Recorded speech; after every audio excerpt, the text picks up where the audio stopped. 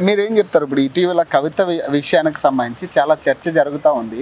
కవిత గారు సడన్గా బయటికి వెళ్ళడం కానీ, చాలామంది కార్యకర్తలు కూడా కొంతమంది ఆమె మీద మాట్లాడిన మాటలు కావచ్చు. మీరేం చెప్పదలుచుకున్నారు? ఎందుకంటే కుటుంబాల కలహాల వేరేనా, ఆమె బయటికి వెళ్ళి కూడా కొన్ని హరీష్ రావు గారి గురించి, సంతోష్ రావు గారి గురించి మాట్లాడుతూ ఉన్నారు. ఇది కుటుంబ కలహాల లాగా చూడొద్దండి.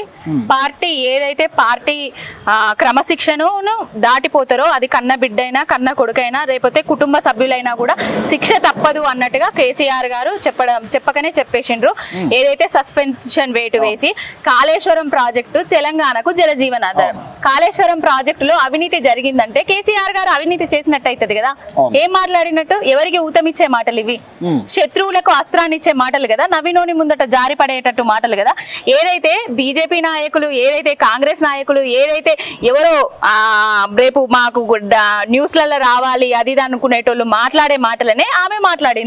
ప్రతిపక్షాలు ఎవరైతే బీఆర్ఎస్ పార్టీ గిట్టనోళ్ళు రోజు ఏవైతే చేస్తున్నారో తప్పుడు ఆరోపణలు, ఆ ఆరోపణలు చేయడం వల్లనే ఆమెకు సస్పెన్షన్ వేటు వేయడం జరిగింది. కానీ ఇప్పుడు హరీష్ రావు, సంతోష్ రావు మీద చేసిన వ్యాఖ్యలు వీళ్ళే ప్రధాన కారకులు పార్టీ నాశనం అవ్వడానికి. కానీ ఏదైనా కానీ హరీష్ రావు అయితే పర్టికులర్గా రేవంత్ రెడ్డి గారితో చేతులు కలిపి మా నాన్నని మా అన్నని ఓడించడానికి ప్రయత్నం చేశారు, కానీ అది సాధ్యపడలేదు అని చెప్తా ఉన్నారు క్లియర్గా. మరి మీరేం చెప్తారు? ఎందుకంటే హరీష్ రావు గారు కేసీఆర్ గారు గీసిన గీత దాటరు.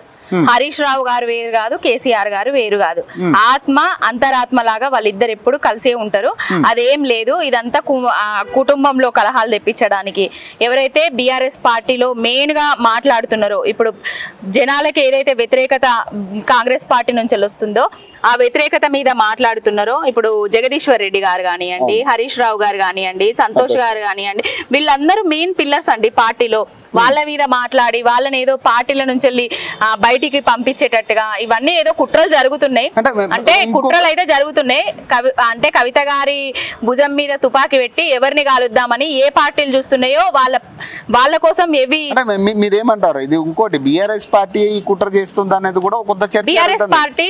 బీఆర్ఎస్ పార్టీ గురించి మీకు తెలుసు 2001 నుంచి కూడా కథమైతుంది, మమాస కుట్టింది, పున్నములుక పోతుంది, అది ఇది అని చెప్పేసిండ్రు.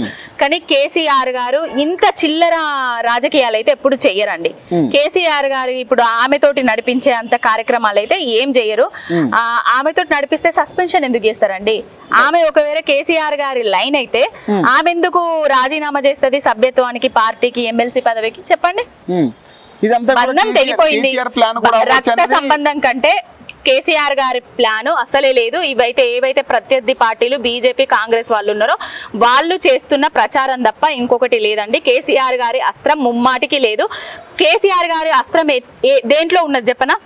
ఎవరైతే పార్టీ క్రమశిక్షణ దాటుతారో, లైన్ క్రాస్ అవుతారో వాళ్ళను బిడ్డాను చూడను, కొడుకాను చూడను తీసేస్తా అనేసి చెప్పడంలో జరిగిపోయింది. అక్కడికే కేసీఆర్ గారి పాత్ర. ఆవిడ ఇంకొక మాట అంటా ఉన్నారు కదా, అప్పుడు కేటీఆర్ కి అలాగే కేసీఆర్ కూడా ఇద్దరికి థ్రెట్ ఉంది, జాగ్రత్త అని కూడా ఒక మాట. అదే కేటీఆర్ గారిని, కేసీఆర్ గారి నాయకత్వాన్ని నేను ఒప్పుకుంటాను కానీ ఇంకొకరు ఎవరు నాకు నాయకుడు కాదు అని చెప్పిన సందర్భాలు కూడా ఉన్నాయి కదండి.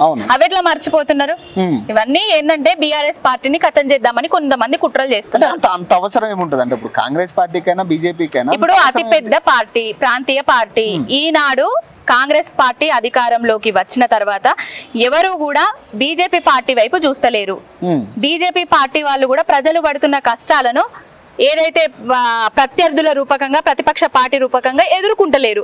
ప్రతి ఒక్కరు ఇప్పుడు అంగన్వాడీలు కానివ్వండి, ఆశా వర్కర్లు కానివ్వండి, రైతన్నలు కానివ్వండి, రైతు బంధు రాకపోయినా, రైతు బీమా రాకపోయినా, అసలు ఎరువులు రాకపోయినా బీఆర్ఎస్ భవన్ వైపు వస్తున్నారు. ఎందుకు? మాకు బీఆర్ఎస్ పార్టీ అధికారంలో కేసీఆర్ గారు ఉన్నప్పుడే మంచిగా ఉండే, మళ్ళీ ఆయననే రావాలని కోరుకుంటున్నారు. మళ్ళీ ఎక్కడ కేసీఆర్ గారు ముఖ్యమంత్రి అవుతారో అని చెప్పేసి ఇప్పుడు వీళ్ళందరూ ఏమైతే రేపు ఏ ఎలక్షన్స్ వచ్చినా కూడా బీఆర్ఎస్ పార్టీకి బ్రహ్మరథం పట్టే స్థాయిలో ప్రజలు ఉన్నారు. ఇప్పుడు దాని నుంచి డైవర్ట్ చేయడానికే ఇదంతా లొల్లిలు క్రియేట్ చేస్తున్నారు. ఈ టాపిక్ మీద ఇంకొక క్వశ్చన్ అడిగి నేను క్లోజ్ చేద్దాం ఈ టాపిక్. అంటే బేసిక్ గా ఇప్పుడు కవిత కాంగ్రెస్ లోకి వెళ్తుందని కొంతమంది మాట్లాడుతూ ఉన్నారు, బీజేపీలోకి వెళ్తారని కొంతమంది మాట్లాడుతున్నారు. ఒకవేళ మళ్ళీ కవిత బ్యాక్ వచ్చి మళ్ళీ బీఆర్ఎస్ లోకి వస్తే మళ్ళీ తీసుకునే పరిస్థితి ఉంటుందా? అంటే అది కేసీఆర్ గారి నిర్ణయం అండి. మా అధినాయకుడు ఏ నిర్ణయం తీసుకున్నా దానికి మేము శిరస వహిస్తాము అంతే.